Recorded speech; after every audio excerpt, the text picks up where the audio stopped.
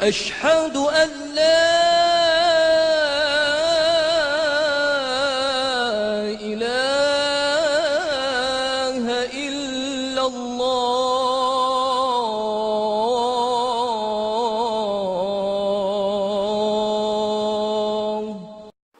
Bismillah wa salatu wa salam ala Rasulullah. Beaucoup de scientifiques sont convertis à l'islam. Aujourd'hui, notre frère suisse qui est aussi converti à l'islam, il va nous parler, Inch'Allah, du nouvel miracle scientifique, du hadith du prophète Mohammed sallallahu alayhi wa sallam, sur lui, la grâce et la paix. C'est concernant la mise en quarantaine. Au nom de Dieu, le tout clément, le tout miséricordieux. La mise en quarantaine. Le messager d'Allah, prière et salut sur lui, dit « Si vous apprenez l'existence de la peste en un lieu, n'y entrez point. Et si la peste frappe un lieu où vous vous trouvez, n'en sortez point. » Rapporté par El-Bukhari et Muslim. Le prophète a aussi dit, prière et salut sur lui, celui qui fuit la peste est tout comme un déserteur, et quiconque patiente dans la peste aura la récompense d'un martyr. Rapporté par l'imam Ahmad. La vérité scientifique. Après l'évolution des sciences, l'on découvrit la réalité des organismes microscopiques, leur mode de reproduction, et comment ils causent maladies et épidémies. Il apparut alors que les bien portants, qui n'ont aucun symptôme de la maladie dans une zone infestée, peuvent être bel et bien porteurs des microbes pathogènes, et ce faisant, ils risquent de contaminer toute zone vers laquelle ils se déplaceraient.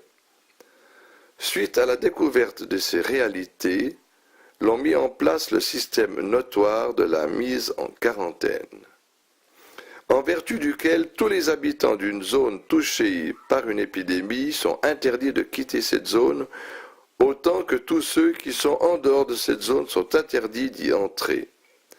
Frappée par la peste au XVe siècle, l'Europe perdit le quart de ses habitants, mais à cette même époque, le monde islamique réussissait avec plus de facilité à endiguer l'épidémie et toutes les autres maladies transmissibles qui sévissaient à cette époque en Europe. Aspect miraculeux. Les gens pensaient bien avant l'époque du prophète, prière et salut sur lui, et jusqu'à ce que Pasteur découvre l'existence des microbes, que les maladies étaient causées par les esprits maléfiques, les diables et les étoiles. Il ne voyait aucun lien entre ces maladies d'une part et l'hygiène et le comportement humain d'autre part. Ce faisant, toute transmissibilité entre deux personnes via des organes microscopiques était impensable, raison pour laquelle il n'avait recours qu'à la sorcellerie et aux légendes pour se soigner. Dans ce même environnement, le messager d'Allah, prière et salut sur lui, établit une règle fondamentale qui est devenue l'un des principes de base de la médecine préventive moderne après la découverte des facteurs pathologiques des maladies et des épidémies, qui en l'occurrence fut la mise en quarantaine dans le but de stopper la propagation des épidémies dans les villes et les lieux de regroupement.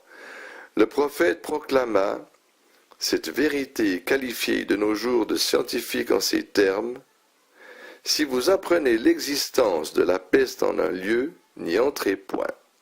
Et si la peste frappe un lieu où vous vous trouvez, n'en sortez point. »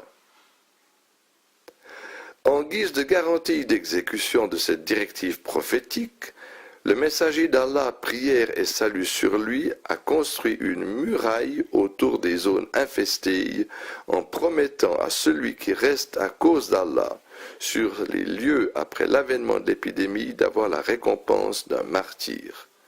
Et d'autre part, il mit en garde ceux qui fuient les zones infestées de s'exposer à un malheur. L'on voit cela clairement dans la parole ci-après du prophète, prière et salut sur lui. Celui qui fuit la peste est tout comme un déserteur, et quiconque patiente dans la peste aura la récompense d'un martyr. Si l'on disait 200 ans jadis à un bien portant, qui voit les gens touchés par une épidémie tomber autour de lui, de rester sur place, il aurait sans doute pris cette parole pour une expression de folie ou même pour une tentative d'attenter à sa vie. Et sans doute, il aurait pris la poudre d'escampette sans préavis pour rejoindre les zones qui ont été épargnées par l'épidémie.